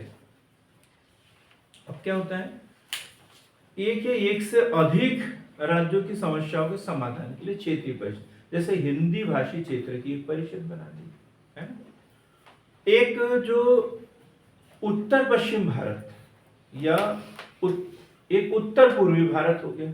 उत्तर पूर्वी भारत में कौन से, मणिपुर, मेघालय, असम, त्रिपुरा, इन राज्यों की जहाँ एक जैसी समस्याएं हैं, एक जैसी संस्कृति है, ऐसे राज्यों की परिषद बना दी। तो ऐसी क्षेत्रीय परिषदें यहाँ पर बनाती है, तो उस परिषद बना देते हैं और उसके सदस्यों को भी इसमें शामिल किया जाता है। ये उतना महत्वपूर्ण नहीं है। फिर पूर्णकालिक सदस्य, ये महत्वपूर्ण है, इसकी संख्या भी पूछ ली जाती है। कोई बताएगा क्या पूर्णकालिक सदस्य कितने होते हैं? पूर्णकालिक सदस्य, पूर्णकालिक सदस्य 3 होते हैं। 3 मंत्रिपरिषद की सलाह पर प्रधानमंत्री द्वारा नियुक्ति की जाती है। पूर्णकालिक सदस्य इसलिए बोला गया है कि इनकी नियुक्ति की जा रही है कि तुम्हारा ये काम है, ये आईएएस अफसर होते हैं और इनकी यहां नियुक्ति की जाती है। ठीक? और इसी के जैसा एक और है, पदेन सदस्य होते हैं। पदेन सदस्य, हीरा जिसे कहते हैं, क्या होता है हीरा? इंडस्ट्रियल और आर से रेलवे, ए से एग्रीकल्चर, हाँ, हेल्थ मिनिस्टर, ये अभी हम पढ़ेंगे इसे, ठीक है, पहले समझ लो। पदेन सदस्य, पदेन सदस्य, ठीक है।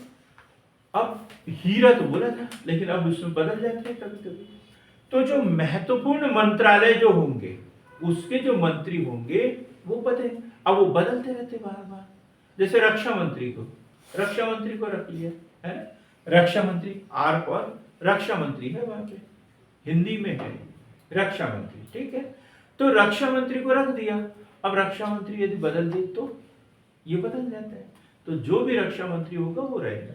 और पूर्णकालिक सदस्य में जिसको नियुक्त कर दिया वो पूरे कार्यकाल के लिए वही रहेगा, जब उसकी मृत्यु होगी तभी बदल सकता है, वैसे नहीं। तो इसलिए उसे पूर्णकालिक सदस्य उसकी नियुक्ति की जाती है, किसके द्वारा? प्रधानमंत्री के द्वारा। और इसमें वो 4 मंत्रालय बता दिए हैं, और वो चारों जैसे के वैसे रहेंगे, ठीक है। तो 4 कौन कौन से हैं इसमें? 4 मंत्रालय, सामान्यतः इनकी संख्या 4 होती है। केंद्रीय मंत्री परिषद से नियुक्त होते हैं, ये केंद्रीय मंत्री परिषद के द्वारा दिए जाते हैं।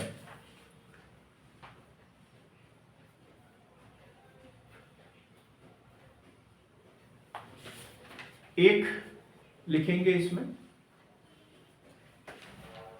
पूर्णकालिक सदस्य, रक्षा मंत्री, विदेश मंत्री, 4 लोगों के नाम हमें इसमें लिखना है। तो वर्तमान में जो है उसको लिख लेते हैं हम। तो सबसे पहले गृह मंत्री, होम मिनिस्टर, तो अमित शाह हो गए। एक रक्षा मंत्री हो गए राजनाथ सिंह,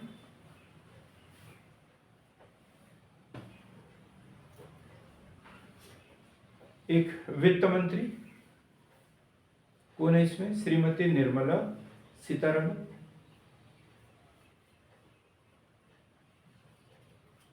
और एक है एग्रीकल्चर मिनिस्टर, कृषि मंत्री,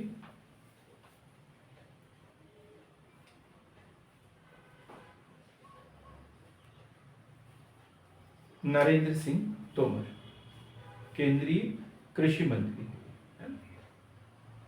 तो ये 4 लोग वर्तमान में, अब चुनाव होगा, अब पता नहीं आगे क्या होता है, अभी तो ये लिखेंगे। तो पदेन सदस्य कितने? 4।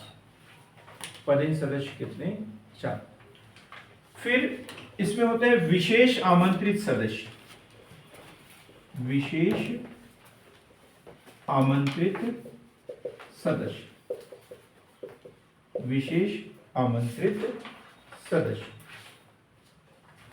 क्या होता है? जैसे पर्यावरण के संबंध में कोई काम करना हो, कोई प्लानिंग करना हो, अब इनमें से कोई विशेषज्ञ हो ही नहीं, तो फिर एक पर्यावरणविद को तो बुलाना पड़ेगा, है ना। तो जिस क्षेत्र के लिए योजना बनाना हो, काम करना हो, उस क्षेत्र के विशेषज्ञ को बुलाया जाता है, उसे कहते हैं आमंत्रित सदस्य। उसे क्या कहेंगे? आमंत्रित सदस्य। ये 2 से 3 हो सकते हैं, 2 से 3 हो सकते हैं।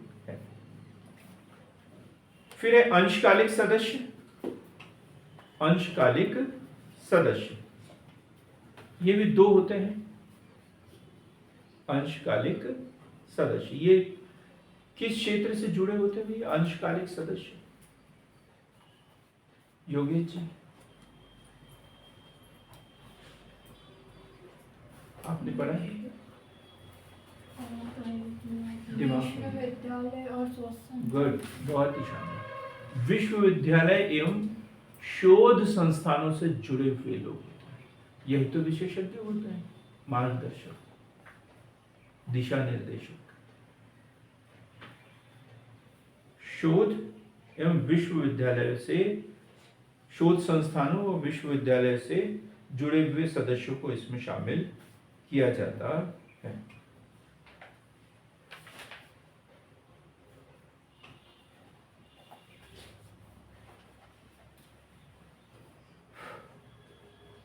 सिद्धांत क्या है इसके? किन सिद्धांतों पर कार्य करता है ये सिद्धांत?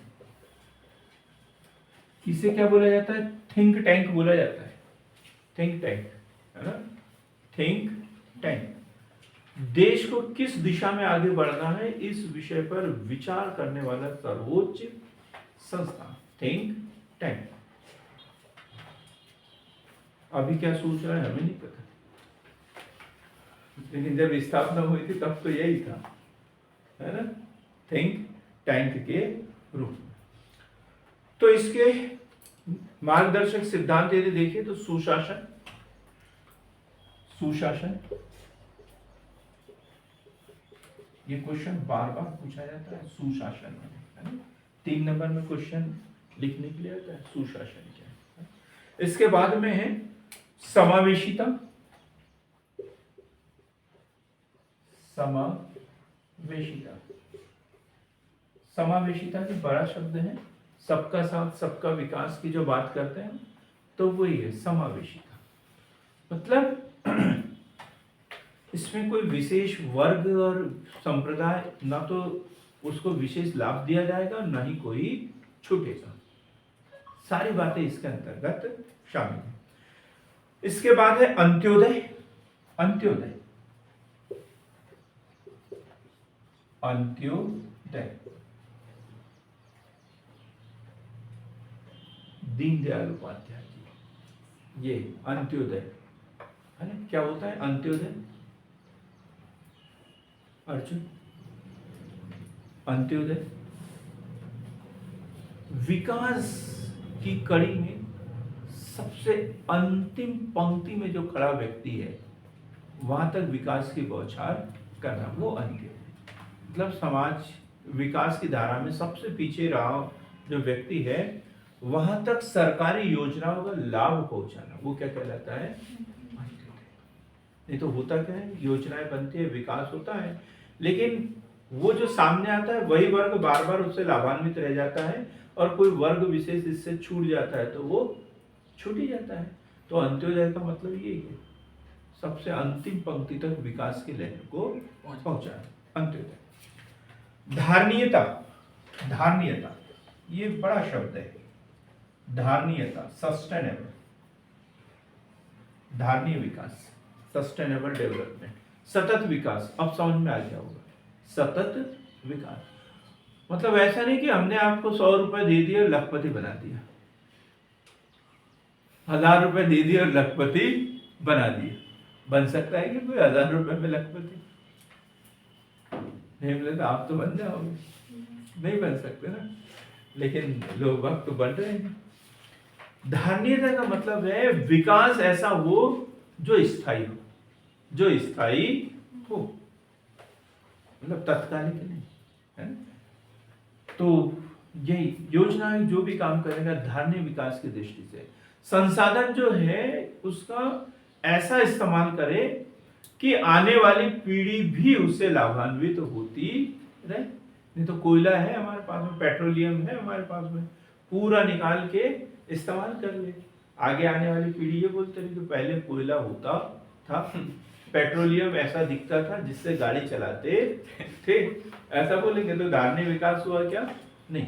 धारणीय विकास में ये है कि वर्तमान पीढ़ी की आवश्यकताओं को पूरा करने के साथ साथ भावी पीढ़ी के लिए भी उन संसाधनों को सुरक्षित रखना। विकास की दौड़ में क्या हुआ है कि CO2 वगैरह का इतना अधिक उत्सर्जन हुआ है कि जीना मुश्किल हो गया। दिल्ली जैसे शहरों में तो, है ना, महानगरों में जीना मुश्किल हो गया है। पैसा है, सब कुछ है, लेकिन स्वस्थ नहीं है वहाँ का। जो हवा पानी जो हमारी मूलभूत आवश्यकताएं हैं वही नहीं है, तो क्या करेंगे? क्या करेंगे? तो ऐसे विकास किस काम का जो पूरी देश को जो है वो पतन की ओर लेकर चला जाए। तो विकास कैसा होना चाहिए?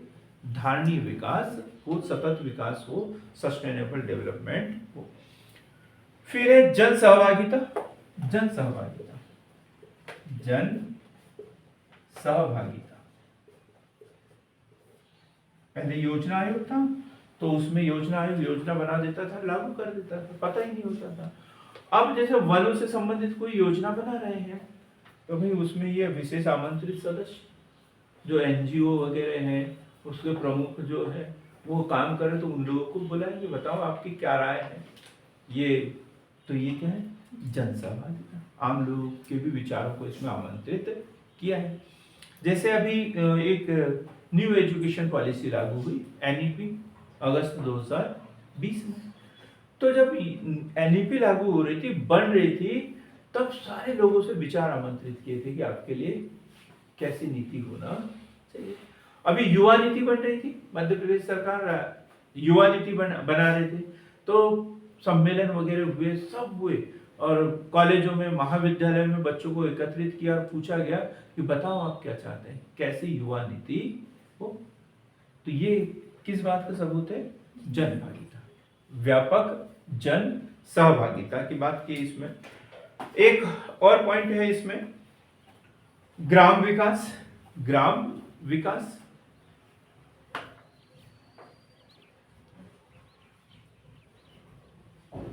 जनसंख्यात्मक लाभांश,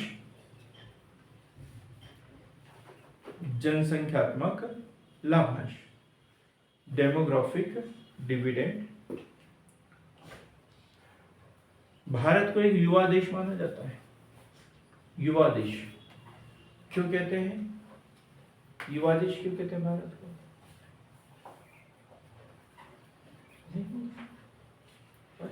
अधिकांश जनसंख्या युवा है। अधिकांश जनसंख्या जो है वो युवा है। क्या हुआ कि हमारे यहाँ जनसंख्या वृद्धि की दर बहुत ज्यादा थी।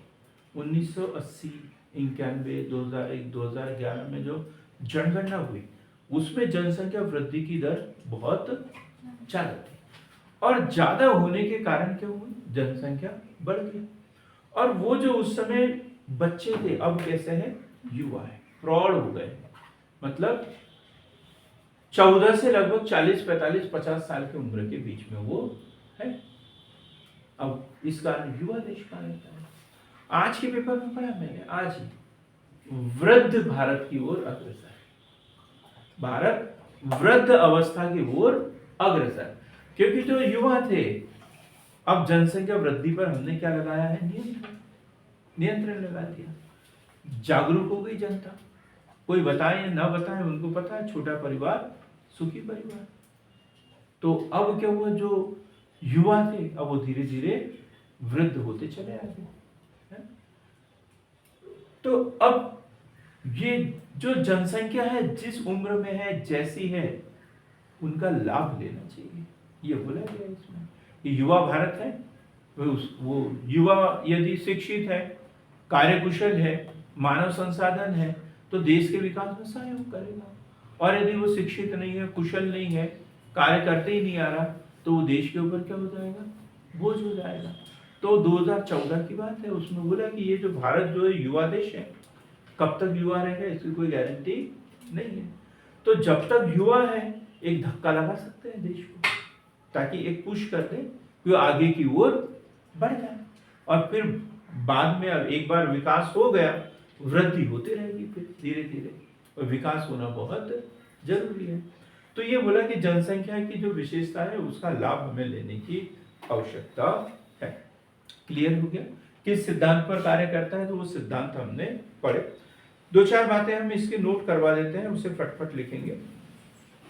उद्देश्य, 10 मिनट है हमारे पास में अभी। उद्देश्य क्या है?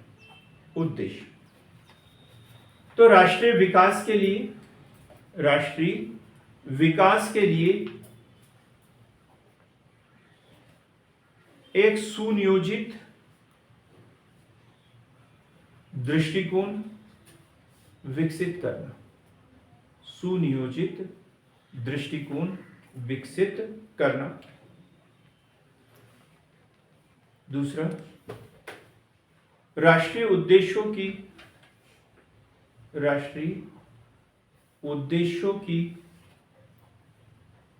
पूर्ति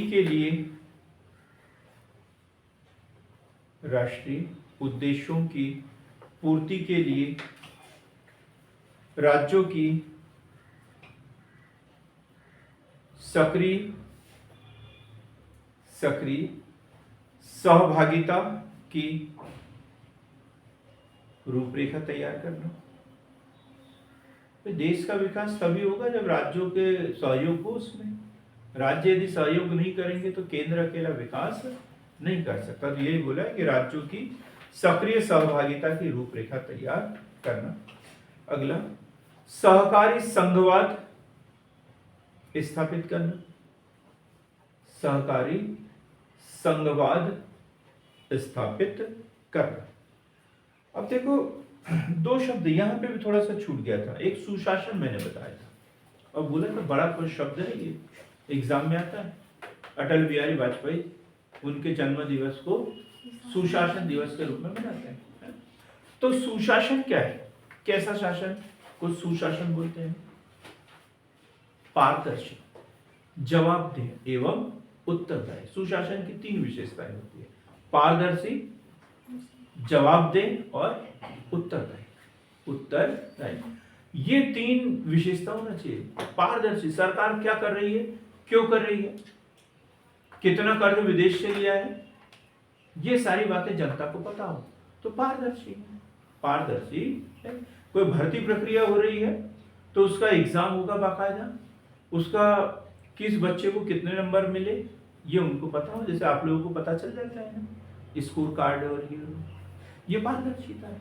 फिर आपको खुद को पता चल जाता है कि मेरी गलती की वजह से मेरा नहीं हुआ, हम कोर्ट में केस कर सकते नहीं है, मेरा प्रीवियस सिलेक्शन क्यों नहीं हुआ, कोर्ट में केस नहीं कर सकते।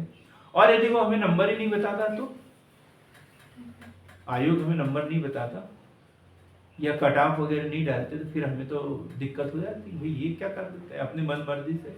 चुनाव के पहले सब यही नारे लगते फिर भ्रष्टाचार वाले, लेकिन अब नहीं लगा सकते क्योंकि सुशासन मतलब उसमें पारदर्शिता है। उत्तरदायी, जवाबदेही, उत्तरदायी मतलब फाइनेंस मिनिस्टर है तो उसका काम है ये करना, शिक्षा मंत्री है तो शिक्षा की व्यवस्था करना ये, और जवाबदेही यदि गड़बड़ हो जाए तो उसके लिए स्वयं जिम्मेदार है, नैतिक जिम्मेदारी लेना पड़ेगा। जैसे हमारे रेलवे मंत्री पीयूष चावला उन्होंने इस्तीफा दे दिया था, वह कहीं दुर्घटना हो गई थी, रेलवे दुर्घटना हो गई थी तो उन्होंने नैतिक जिम्मेदारी लेते हुए अपने पद से त्यागपत्र दे दिया था। तो इस तरीके से यदि शासन है तो वो कौन सा शासन है, सुशासन। ठीक, तो एक शब्द था हमारा समावेशिता। समावेशिता का मतलब क्या बताया मैंने, ये जो शासन में सबकी भागीदारी होना चाहिए, सबकी भागीदारी, कोई वर्ग विशेष का शासन करने का अधिकार नहीं है, यह समावेशिता, सभी वर्ग को उसमें हिस्सा होना चाहिए। अब सहकारी संघवाद, ये भी एक शब्द है, सहकारी संघवाद। संघ, पहले तो यहाँ दो शब्द अलग अलग है, सहकारी और एक है संघ। संघ को हम देखें तो India that is Bharat, union of states लिखा है, परिभाषा में लिखा India that is Bharat, union of states, article number 1 में दिया है, भाग 1 में। तो भारत क्या है, जिसे इंडिया के नाम से जानते हैं, राज्यों का एक संघ। और संघ क्या होता है, जिसमें आपसी सहयोग से, अब ये इसमें सहकारी शब्द जोड़ दिया, सहकारी मतलब सबका समान अधिकार। अब ऐसा नहीं कि मध्य प्रदेश क्षेत्रफल में बड़ा राज्य है, उत्तर प्रदेश जनसंख्या में बड़ा राज्य है, तो ये दो राज्यों का, राजस्थान क्षेत्रफल में सबसे बड़ा राज्य है तो इन तीनों को विशेष अवसर दिया जाएगा, वहां पे विशेष स्थान होगा, नहीं वहां छोटा है, बड़ा है, अमीर है, गरीब है, विकसित है, पिछड़ा है, इन सबका कोई महत्व नहीं है। सहकारी है मतलब सबको बराबर अधिकार दिया है। मिजोरम के सीएम जो बोल रहे हैं उन शब्दों का उतना ही महत्व है जितना यूपी के सीएम बोलेंगे, जितना मध्य प्रदेश के सीएम बोलेंगे, जितना महाराष्ट्र के सीएम बोलेंगे। तो वो क्या हो रहा है, सहकारी। सहकारी समितियां होती है, गांव में होती है सहकारी समितियां, तो इसमें किसी भी जाति धर्म वर्ग के लोग हो सकते हैं, लेकिन सबका वोट एक जैसा काउंट होता है। ऐसा थोड़ी है कि किसी का, और किसी ने ज्यादा पैसे दे दिए तो बड़ा अधिकारी बन गया, नहीं। तो सहकारी, क्लियर हो गया ना, सहकारी संघवाद के सिद्धांत पर ये कार्य करें। इसके बाद लिखेंगे सरकार की योजनाओं और क्रियान्वयन को, सरकारी योजनाओं एवं क्रियान्वयन को ग्राम स्तर तक पहुंचाना, ग्राम स्तर तक पहुंचाना।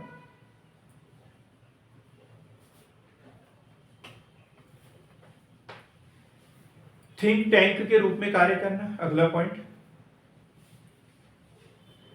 धारणीय विकास पर बल देना, अगला पॉइंट है धारणीय विकास पर बल देना।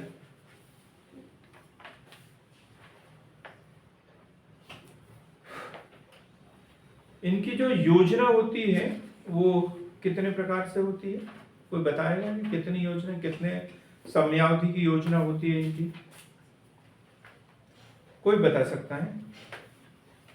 कितने समय की? 5 वर्ष की, 1 वर्ष की, कितने वर्ष की इनकी योजना होती है?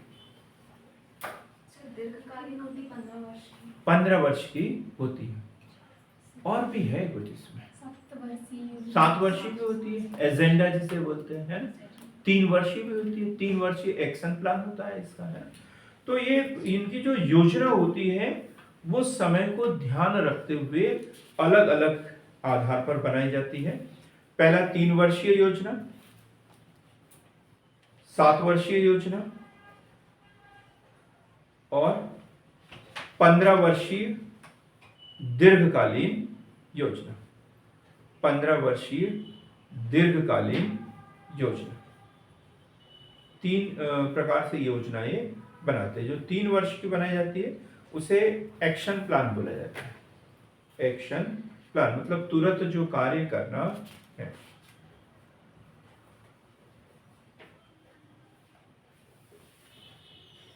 कल हम राज्य नीति आयोग या राज्य योजना मंडल, ये दोनों चीजें पढ़ेंगे।